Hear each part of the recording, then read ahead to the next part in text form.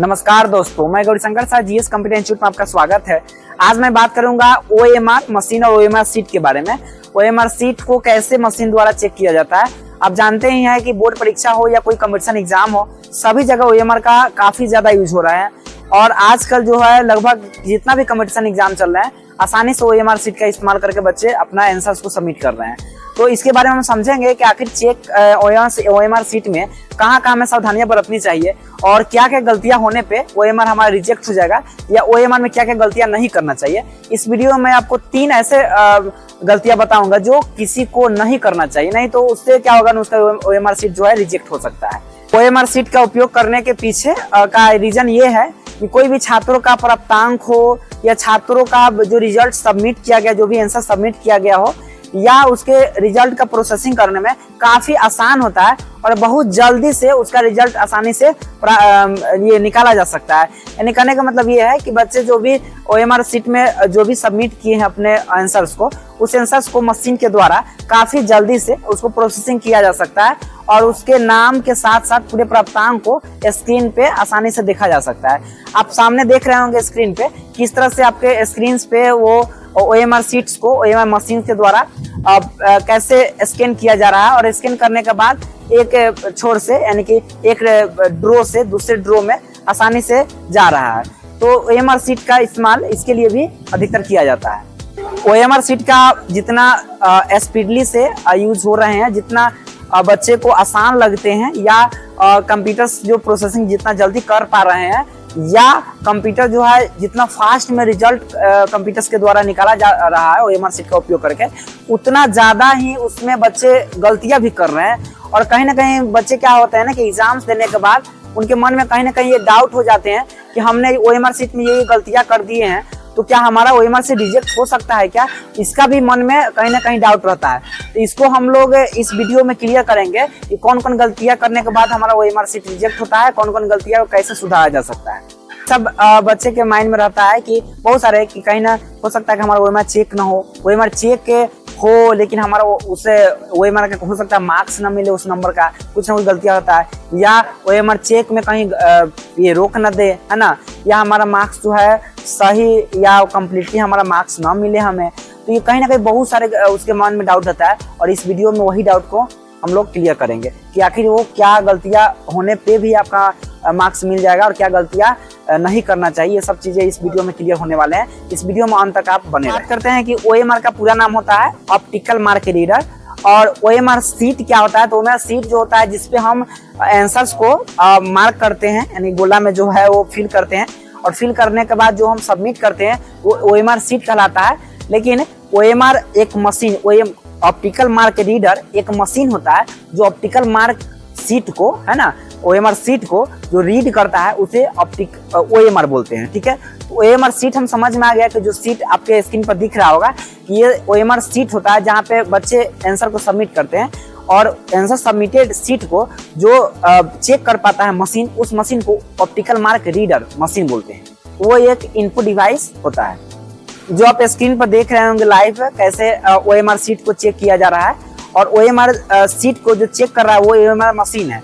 अब देख रहे होंगे आपकी एक ट्रे से, एक ट्रे में बहुत सारे ओएमआर सीट रखा हुआ है, और एक ट्रे से एक एक करके कितना स्पीडली, है ना, ये ओएमआर सीट उसको खींच रहा है और स्कैन कर रहा है, यानी कि उसको प्रोसेसिंग कर रहा है और दूसरे ट्रे में फेंकते चला जा रहा है, दूसरे ट्रे में स्टोर करते चला जा रहा है। ये ओएमआर मशीन जो है ये कंप्यूटर सिस्टम से कनेक्ट रहता है, और आपका जो अभी दिख रहा होगा आपको कि ओएमआर सीट को जैसे खींचा जा रहा है ओएमआर मशीन के द्वारा, और उसको स्कैन करके जिस कंप्यूटर से ओएमआर मशीन कनेक्ट है उस कंप्यूटर सिस्टम में वो उसका जो रिजल्ट है, उसका जो इन्फॉर्मेशन है वो आपको शो करते जा रहा होगा, दिख रहा होगा आपको, नाम के साथ साथ रिजल्ट्स उसके सामने आते जा रहा है ना।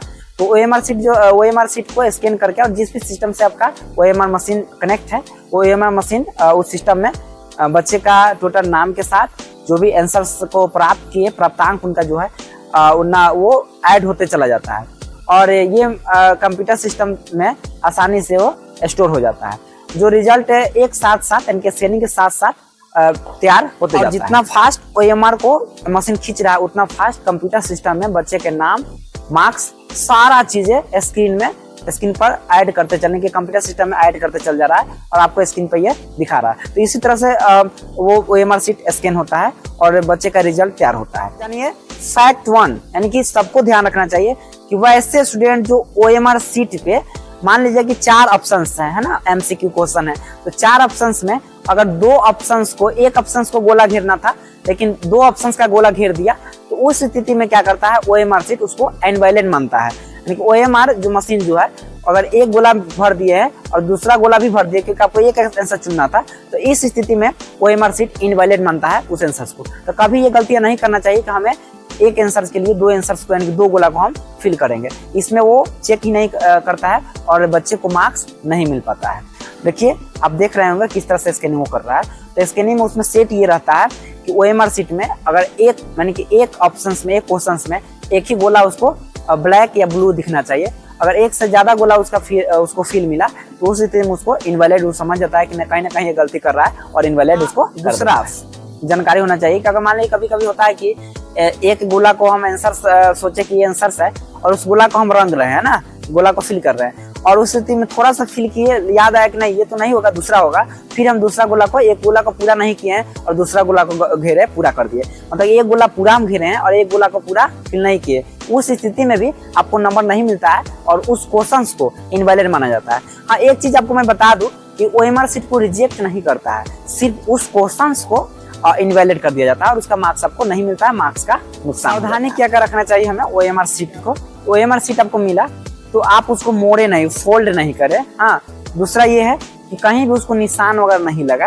अगर फोल्ड कर रहे हैं, कहीं निशान लगा दे रहे हैं, तो उस स्थिति में मशीन उसको रिजेक्ट कर सकता है, उसको चेक करने में वो दिक्कत कर सकता है। फिर उस स्थिति में आपका हो सकता है कोई OMR शीट रिजेक्ट भी हो जाए, इसलिए हम उसको फोल्ड। दूसरा गलती ये ना करें कि OMR शीट में कहीं नाखून नहीं लगा है, व्हाइटनर नहीं लगा है, कोई पे ब्लेड नहीं लगा है। हाँ, ये सब कंडीशन में भी OMR शीट आपका रिजेक्ट हो सकता है। और OMR शीट में जो भी जो आवश्यक इंफॉर्मेशन मांगा जा रहा है, जैसे आपका रोल नंबर हो, नाम हो, ये सब भी न भरने पर भी OMR शीट रिजेक्ट हो सकता है, क्योंकि मशीन उसको रीड करता है, उसको वो इन्फॉर्मेशन नहीं मिलता है तो मशीन उसको इनवैलिड बताता है ना, और मशीन उसको चेक नहीं कर पाता है। लेकिन इसके ये तो आ सकता है, और ये मैं एक आपको जागरूक करने के लिए, बताने के लिए वीडियो बनाया हूँ।